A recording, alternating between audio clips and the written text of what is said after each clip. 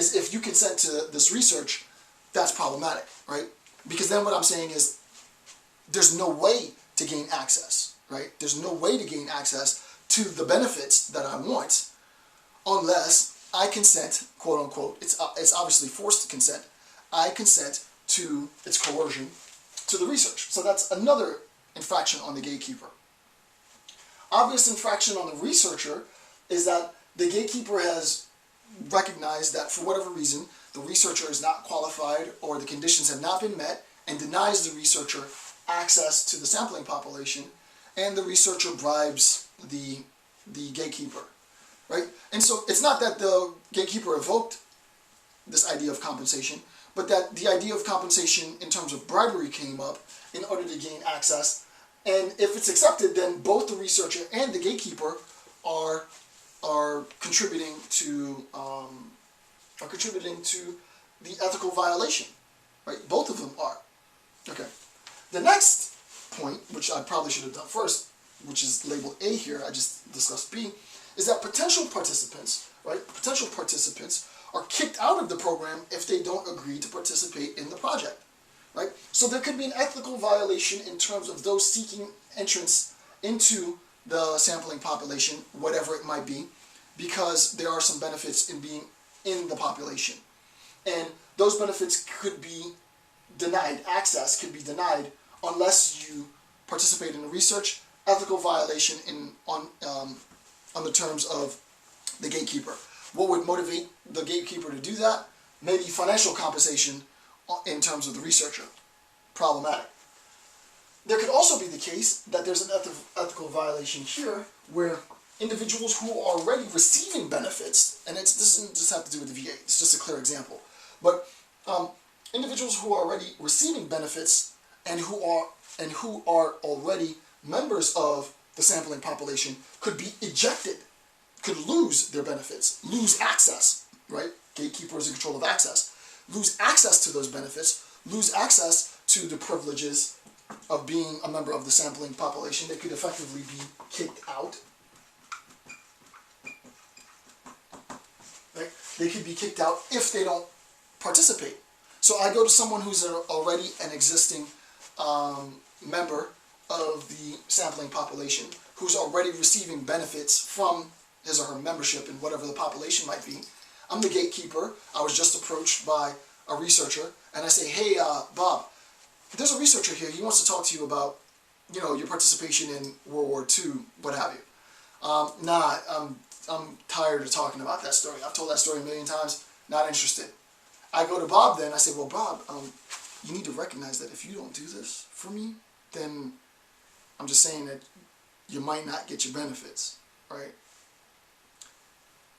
You can read between the lines. You might want to consider doing this research. Oh, okay, sure. Tell him to come in. I'll talk to him.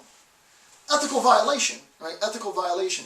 Individuals already receiving benefits. And this is just an example, right? You have to fill in your own life experience, but I just want to lay the conceptual foundation so that you understand, because this will apply to anything, right? The idea is not being case specific here. That's of any importance. The idea is me introducing you to the conceptual formation of research design in its most general sense, and then you applying whatever your particular experience is to this.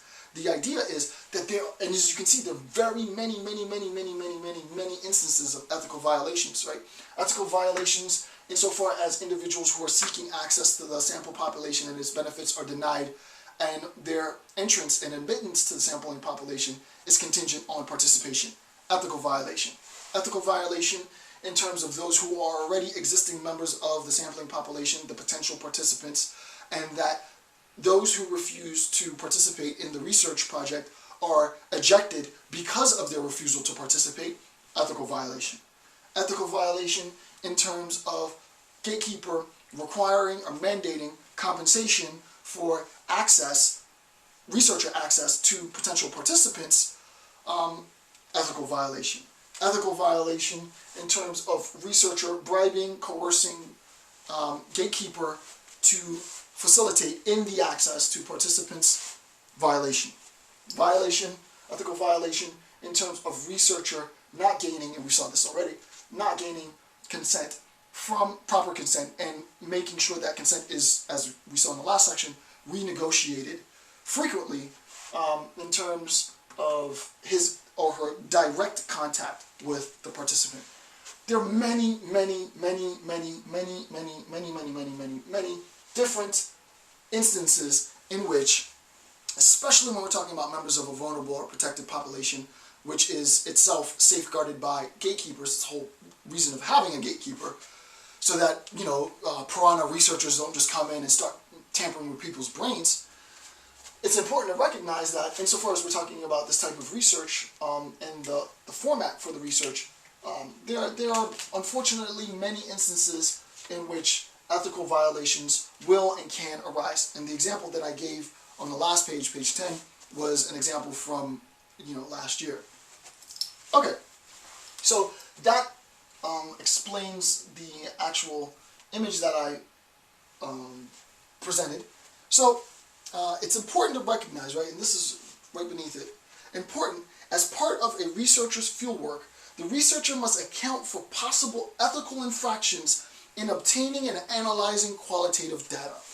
Right, you have to conceptualize, and actually now that I think about it, there's actually one thing that I could have included here that I didn't, that I probably should have. Right? There's yet another consideration, if you really want to look at the totality of it. It's not just researcher and gatekeeper, sampling population and access, those seeking access to the sampling population, but if I'm attempting to contemplate it, again, important, as part of a researcher's fieldwork, as part of your research, and the design for your research, you have to make sure that you account for possible ethical infractions in obtaining and analyzing the data. We also said that with respect to members of the sampling population, that within the sampling population we have third RD parties, and we have direct third parties and indirect. Right? So we have direct third parties, indirect third parties. We have to take this into account as well. Right? So the fully fleshed out, this is the fully fleshed out version, right? This is everything. Right? The fully fleshed out version is that insofar, and this is a lot to take in. It's exhausting to have to try and lecture, but it's a lot to take in, right? And you really need to take all of this into account before you step foot out the door with a voice recorder in your hand, thinking that you're going to collect data on someone's life story. It doesn't work like that, right? You have to take into account the gatekeeper sampling population, those seeking access to the population. With respect to your sampling population, once you finally get access via the gatekeeper on purely ethical grounds, and you have your participant willingly and voluntarily consent to the interview, even at that point you're not safe. Why? Because at that point you have to take into account unforeseen, unexpected repercussions, if you will, of your research on third parties. Direct third parties who could immediately be affected by the research between you and the participant, and indirect third parties. Those third parties who you don't even know that they could be affected. So it's the thing that you know that you don't know. I know that there are individuals who could be affected by my research, but I don't know who those individuals are. You have to take them into account, right? You have to cover all of your bases, right? And there's a lot here to safeguard against in terms of you conducting viable, credible research. But it's better to be safe than sorry. Why? Because ethical violations, and in this I didn't want to do the doom and gloom. I'm probably not going to, I might find a link and maybe provide a link, maybe. But, I mean, you can get in some serious trouble, right? You can be academically dismissed. You can be, in terms of, if this is legal and you're in a legal practice conducting qualitative research unethically, you could be disbarred.